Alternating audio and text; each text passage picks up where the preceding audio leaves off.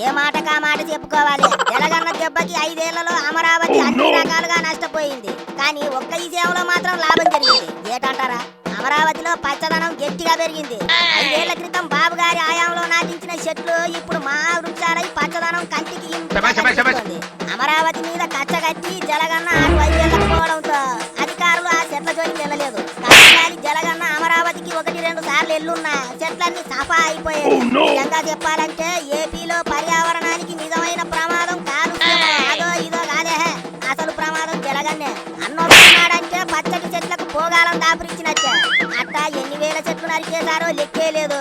100 ఏళ్లు తుఫానులు వచ్చినా నిటారుగా నిలబడి చెక్కు చెదరకుండా వృక్షాలను సైతం జలగన్న వస్తున్నాడని అప్పట్లో జేసీబీ పెట్టి పెకిలించేశారు. కొండలకే కాదు చెట్లకు కూడా గుంజుకొచ్చారు.